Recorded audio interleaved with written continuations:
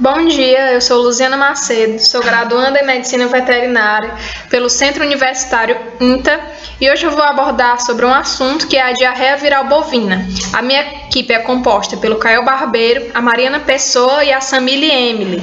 E nós cursamos a disciplina de Patologia Especial ministrada pela professora Cíntia Almeida. Diante do decorrer da nossa apresentação, nós vamos abordar alguns assuntos como a etiologia, a epidemiologia e a patogenia do vírus, seguidos pelos sinais clínicos e as formas de diagnóstico. Por fim, apresentaremos um artigo, que é do ano de 2006, mais precisamente ocorrido na cidade de Porto Alegre, seguido pelas considerações finais. A diarreia viral bovina, ela tem como agente etiológico um vírus que pertence à família Flaviviridae, mais precisamente do gênero pestivírus, que é o mesmo gênero que enquadra a peste suína clássica. Esse vírus ele apresenta dois tipos de biótipo. Ele pode se apresentar de forma citopática ou de forma não citopática. No citopático, ele vai apresentar uma recombinação e uma mutação de células, vai promover também lesão celular e vai desenvolver a característica de apresentar os sinais clínicos. O animal que é acometido pelo biótipo citopático, ele vai manifestar todos os sinais clínicos do BVD. Já a progenie, que vai se enquadrar ao não citopático, o biótipo não citopático, ele geralmente acomete os animais PI, que são persistentemente infectados, que eles não vão promover lesão celular, eles possuem maior virulência e eles não manifestam sinais clínicos, são animais assintomáticos, que é especialmente a questão dos animais persistentemente infectados. Eles também permanecem na célula por mais tempo e podem sofrer mutações, se tornando uma progenie citopática e, por fim, apresentando os sinais clínicos da doença. Como principal hospedeiro dessa patologia, a gente vai ter os bovinos, especialmente as fêmeas prenhes e os bezerros que poderão ser persistentemente infectados pelo BVD. Já como hospedeiros acidentais, a gente vai encontrar tanto caprinos e ovinos, suínos, dromedários e camelos e veados campeiros. A disseminação do agente pode se dar especialmente através de bezerros persistentemente infectados, que eles vão ser o reservatório natural desse vírus. Esses bezerros persistentemente infectados, eles se dão durante os 40 a 120 dias iniciais da gestação, onde a fêmea é infectada pelo vírus, e desenvolve-se ali um feto infectado pelo BVD. Quando esse animal nasce, ele passa a disseminar toda a carga viral pelo meio onde ele está alocado, disseminando aquela patologia diante todo o rebanho que pode estar susceptível. E essa disseminação, ela é através tanto de secreção como excreção. Essa secreção pode ser nasal, salivar, por sêmen ou leite, e a excreção pode ser através de urina e fezes. No caso do tempo de disseminação dessa doença, ele vai ser variável dependendo do estado clínico do animal. Animais imunossuprimidos, eles vão ter uma resposta imune de menor significância se comparados a animais imunocompetentes, que vão ter uma resposta imune melhor. E os quadros da doença, de 3 a 10 dias, vão se classificar como agudos leves ou severos. E tem também um caráter vitalício, que vai perpetuar pela vida toda do animal, onde o mesmo desenvolverá a doença das mucosas, ou pode ser também a variável vitalícia, onde o animal vai desenvolver a BVD crônica. Diante uma fêmea prenhe, em relação ao estado da gestação e como consequência, diante os primeiros 40 dias de gestação da mesma, ocorrerá a morte embrionária, Aquela fêmea perderá o embrião que carrega. Se a fêmea for acometida pelo vírus durante os 40 a 120 dias de gestação, ela desenvolverá um animal persistentemente infectado, que é o principal foco de atenção diante a BVD, porque animais persistentemente infectados, eles são assintomáticos, eles não mostram sinais clínicos da doença e eles vão ser a principal fonte de disseminação da mesma diante o rebanho. De 20 a 190 dias, irá ocorrer malformações e abortos, né? E pelo terço final da gestação, se essa fêmea for acometida pelo vírus só no final da gestação, haverá uma produção de anticorpos capazes de eliminar o vírus. Com relação à transmissão horizontal do agente, ele pode se dar por contato direto, que vai haver a interação entre as mucosas ou focinho. Já no contato indireto, vai ocorrer a interação do focinho, onde haverá a presença de secreções ou excreções e também por feto abortado. Também há a transmissão iatrogênica, onde haverá a presença de fômites, né, que poderão ser material cirúrgico, agulha, aplicadores de brincos, entre outros.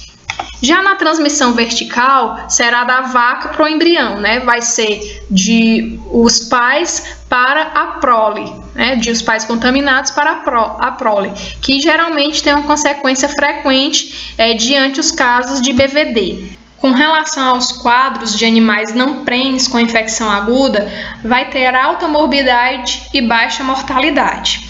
Geralmente, a doença ocorre via oro-nasal e vai afetar todo o trato respiratório superior, a orofaringe, tecido linfóide regional e pode disseminar tanto a caráter respiratório por meio de secreções e também através da via digestiva, né, promovendo a diarreia, podendo ser autolimitante ou não.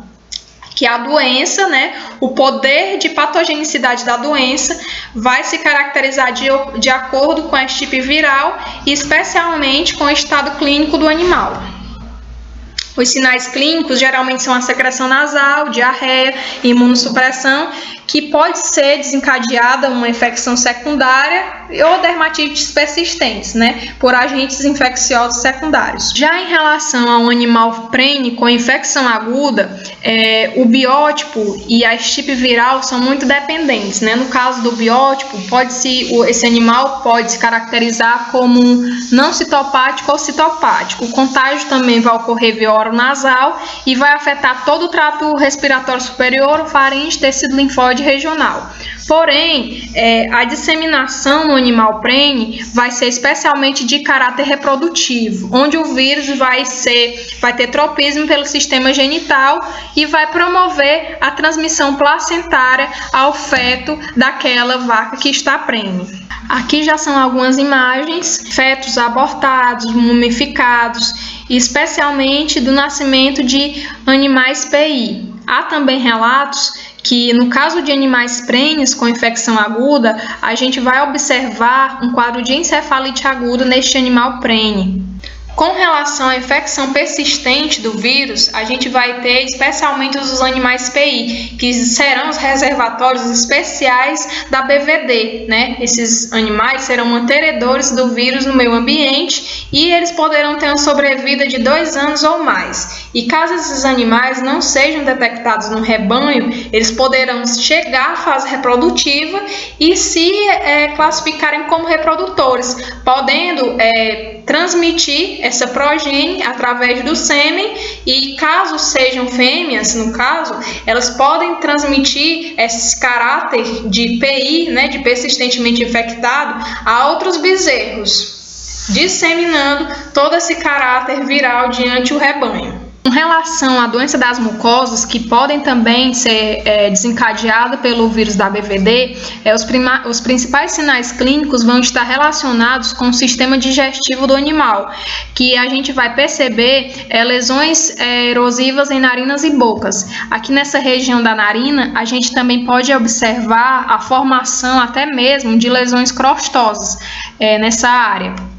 Já na cavidade oral, né, tanto de palato mole como duro, a gente vai observar lesões ulcerativas multifocais, que podem até levar a um diagnóstico diferencial para a febre aftosa. Porém, na BVD, ela não é caracterizada como uma doença vesicular. A gente não encontra a formação de vesículas, né? Essas ulcerações presentes são desencadeadas pela ação do vírus, que nesse caso vai estar de caráter citopático. Em outras porções do intestino, a gente também pode ver outras alterações, como especialmente a hiperemia, que ela está bem acentuada. Nessa primeira foto, especialmente ali mais na região da glote, a gente vê algumas regiões bem vermelhas, né, caracterizando uma hiperemia local e também algumas áreas de hemorragia, né, pequenos focos de hemorragia. Já nessa segunda gravura, aqui a gente tem um omaso, que ele está apresentando uma hiperemia bem acentuada, né, o órgão está bem vermelho. E nessa terceira gravura já os intestinos apresentando também hiperemia e algumas regiões de necrose. Com relação ao diagnóstico, poderemos fazer o epidemiológico, o clínico e o laboratorial. No laboratorial, poderá ser por meio do isolamento do vírus, ou ELISA competitivo, no caso, no qual buscará o vírus, e biópsias de pele, PCR, que irá procurar fragmentos do vírus de antigenoma, e o diagnóstico sorológico, que não é tão recomendado devido à presença de bezerros PI, né, que eles irão dar falso negativo diante diagnósticos sorológicos. No diagnóstico diferencial, a gente vai ter especialmente a febre catarral maligna e a febre aftosa.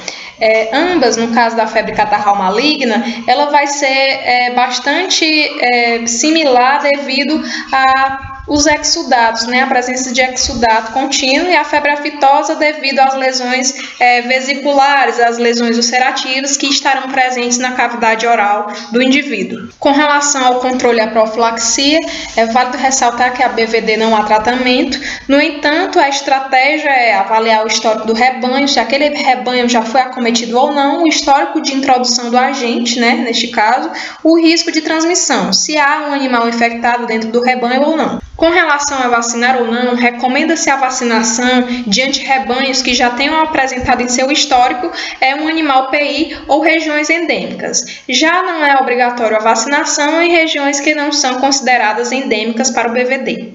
Diante o artigo escolhido, ele trata da caracterização patológica e imunohistoquímica da infecção pelo vírus da diarreia viral bovina. Esse é um artigo da Universidade Federal do Rio Grande do Sul, redigido pela Milene Schmitz, Porto Alegre, 2006.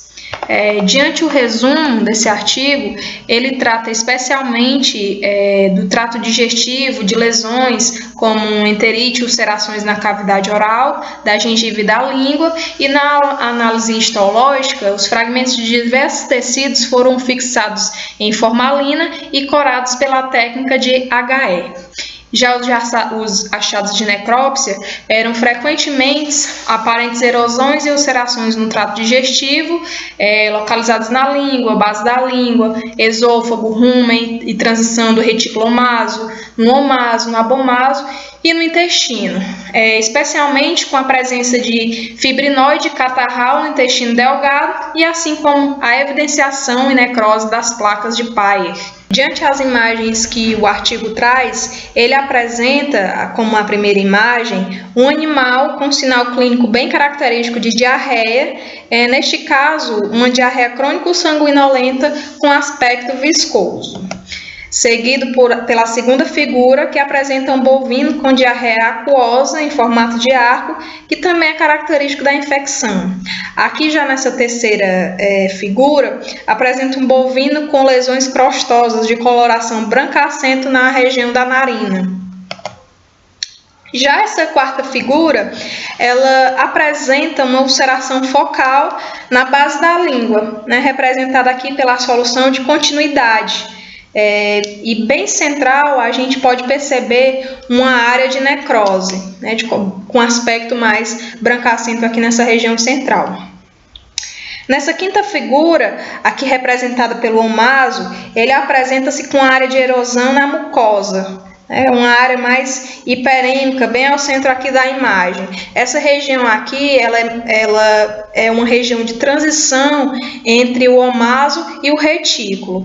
Já essa sexta figura apresenta o intestino grosso com fissuras multifocais na mucosa intestinal, né? Que é representado também, aqui dá para perceber que a região está bem hiperêmica. Já nessa sétima imagem, a gente vê o intestino delgado com a presença de exudado fibrino necrótico, com aspecto viscoso e também tem uma coloração amarelada, né, aderido aí às placas de Pye. Ele apresenta também alguns focos de hemorragia dispersos por toda essa área aí representada pelo intestino delgado, né, alguns pontos hemorrágicos. Nessa oitava figura, também representada pelo intestino delgado, ele apresenta a evidenciação dessas placas de Pye, né? Elas estão bem acentuadas aí nessa região mais inferior da foto. Nessa nona figura, já apresenta o membro posterior do animal, o membro posterior direito, com pododermatite, né, e a apresentação de fissuras na banda coronária, evidenciadas por essa seta branca. O artigo também traz uma tabela onde ele apresenta alguns achados macroscópicos obtidos de 6 bovinos. Se a gente observar nesse bovino 5 e 6, eles apresentam algumas alterações diante do sistema digestivo, especialmente aqui na região aqui do jejum no ilho, né, com conteúdo fibrinóide adjacente às placas de Pye, que a gente até viu naquela figura 7, algumas características similares, edema de serosa, entre outras características. Já que na análise histológica, os fragmentos de diversos tecidos foram fixados em formalina, né? Em relação às lesões histológicas do rim apresentadas, a gente também pôde ver, diante do artigo, a degeneração hidrópica multifocal e a nefrite intersticial mononuclear. Já em relação à imunohistoquímica, as células possivelmente afetadas pelos vírus, elas ganharam uma coloração avermelhada, com corante. Aqui nessa primeira figura, a gente tem o intestino delgado representado, né, apresentando uma enterite mista ou difusa acentuada, relatada pelo próprio artigo, né, a ocorrência dessa enterite. E também tem depósito de fibrina na mucosa e necrose do epitélio da cripta. A gente pode ver numa configuração histológica que a morfologia aí da cripta do intestino delgado, ela está totalmente acometida, ela está ganhando uma morfologia totalmente diferenciada da normal. Já em relação à marcação positiva, ela tem um aspecto da coloração vermelha, né, diante a imunohistoquímica. E aqui na segunda figura, a gente tem o tecido cutâneo, mais precisamente a região da orelha, com a marcação positiva nas células epiteliais dos folículos pilosos e das células endoteliais. Essa região avermelhada, ela possivelmente tem a presença do vírus. Nessa terceira figura, ela é caracterizada pela região do córtex cerebral. Nessa marcação positiva, apresentada aqui nos citoplasmas dos neurônios. Essa figura A, ela apresenta o controle positivo, né? E na figura B já é o controle negativo da reação. Aqui na quarta figura, a gente já tem a representação do intestino delgado, com a marcação positiva, aqui representado pelas áreas vermelhas. Essa marcação positiva está no ápice dos enterócitos, das criptas intestinais e nas células mononucleadas da lâmina própria. Isso aí no intestino delgado. Já essa quinta figura, ela é representada pelo rim, né, com a marcação positiva multifocal nos túbulos medulares restos da região medular, lá do rim. E aqui também representado pela coloração avermelhada nessas regiões que estão positivas. Aqui representado também pelo controle positivo de regiões vermelhas e aqui o controle negativo da reação. Já nas conclusões do artigo, ele separou em pontos. alguns aspectos conclusivos. E nesse terceiro ponto, ela relata que, especialmente essas lesões macroscópicas, ocorreram principalmente no trato digestivo, como ulcerações da cavidade oral, gengiva, enfim, todos aqueles aspectos já abordados aqui diante a apresentação deste trabalho. E já no ponto 4, ela fala das lesões histológicas, né, que ocorreram principalmente na região da língua, do intestino delgado, dos linfonodos, cérebro e rim. Porém, elas não são específicas, né? Vale ressaltar essa característica. Já como considerações finais deste trabalho, assim como outras doenças da esfera reprodutiva e digestória, a BVD representa algumas grandes perdas econômicas, né? É uma doença que ela gera grandes perdas econômicas, especialmente por ela promover questão de inanição, questão de redução da produção. Ela afeta diretamente o setor produtivo e também reprodutivo, no caso de fêmeas prenhes. E, além disso, apesar de não ser uma zoonose, ela ressalta que a doença deve ser tratada como outras de grande relevância, como, por exemplo, a brucelose, servindo de alerta para os produtores para que adotem a vacinação do rebanho com seriedade e responsabilidade. Essa foi a minha apresentação. Muito obrigada. Luziana Macedo Fonseca. E embaixo aí o meu e-mail para o contato.